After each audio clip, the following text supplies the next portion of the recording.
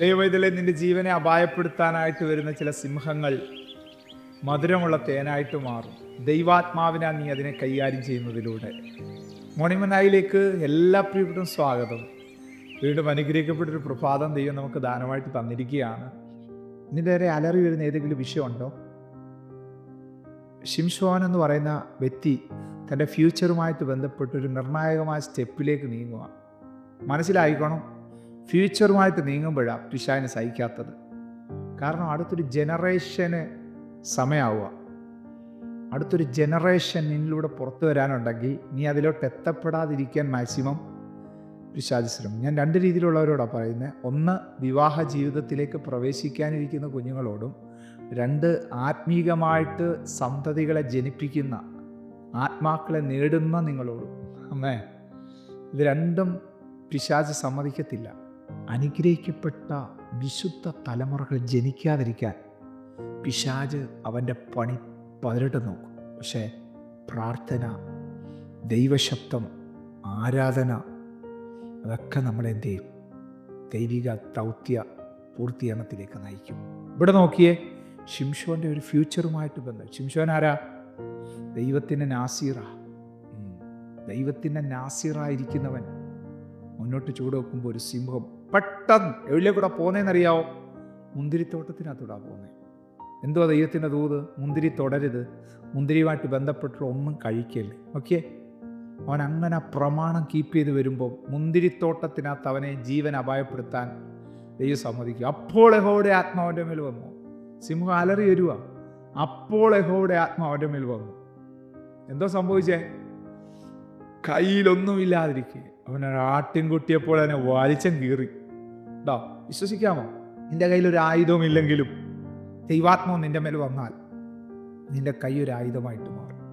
ശിംശോന്റെ ലൈഫിൽ രണ്ട് രീതിയിൽ ഈ കാര്യം നമുക്ക് കാണാൻ കഴിയും.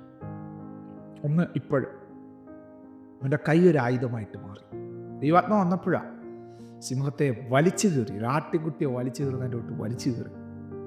ചെറിയ കാര്യമാണെന്നൊരു സിംഹത്തെ വലിച്ചു കീറാന്നൊക്കെ പറഞ്ഞാൽ അലറി വന്ന സിംഹത്തെ ഫ്രണ്ടിൽ പോയ മാതാപിതാക്കൾ കേട്ടില്ല, കൂടെയുള്ള ഭൃത്യന്മാർ കേട്ടില്ല. ശിംശോ അപ്പോൾ അവനെ ടാർഗറ്റ് ചെയ്ത് വന്നതല്ലേ? അവനെ മാത്രം ടാർഗറ്റ് ചെയ്ത് വന്നതല്ലേ? കുഞ്ഞ, നിന്നെ മാത്രം ടാർഗറ്റ് ചെയ്യുന്നതിലതുണ്ട് കേട്ടോ. നിന്നെ മാത്രം ടാർഗറ്റ് ചെയ്യുന്നത് അത് നീ ജഡത്തിൽ പ്രതികരിച്ചിട്ടൊന്നും കാര്യമില്ല. നീ ദൈവാത്മാവിൽ നിറഞ്ഞതിന് വലിച്ചാത്മാവിൽ കീറണം. തൊടത്തില്ല. കുറച്ച് നാൾ കഴിഞ്ഞ് അതുവഴി വരുമ്പോൾ ഇത് മധുരമുള്ള തേനായിട്ട് മാറി.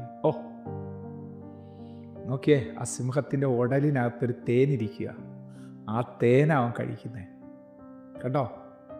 വിശ്വസിക്കാമെങ്കിൽ ഇന്ന് നീ അനുഭവിക്കുന്ന ചില പ്രതികൂലങ്ങളെ ദൈവാത്മാവിൽ നീ അതിനെ വകഞ്ഞു മാറ്റുമ്പോൾ വരും ദിവസങ്ങളിൽ നിനക്കത് മധുരമുള്ള തേനായിട്ട് മാറാൻ പോവാ. മധുരമുള്ള തേനായിട്ട് ദൈവം അത് ചെയ്തത്. കേട്ടോ, ദൈവം അത് ചെയ്തത്. കണ്ണടയ്ക്കാൻ പ്രാർത്ഥിക്കുക. സ്വർഗീയ പിതാവേ, വളരെ ഹൃദ്യമായിട്ടും വ്യക്തമായിട്ട് ആഴമായിട്ടും കേട്ട ഈ സന്ദേശം ദൈവമക്കളെ ഭയങ്കരമായിട്ട് സ്ട്രൈക്ക് ചെയ്യുന്നൊരു ദൂടാണല്ലോ. കർത്താവെ, അനുഗ്രഹിച്ച് പ്രാർത്ഥിക്കുന്നു.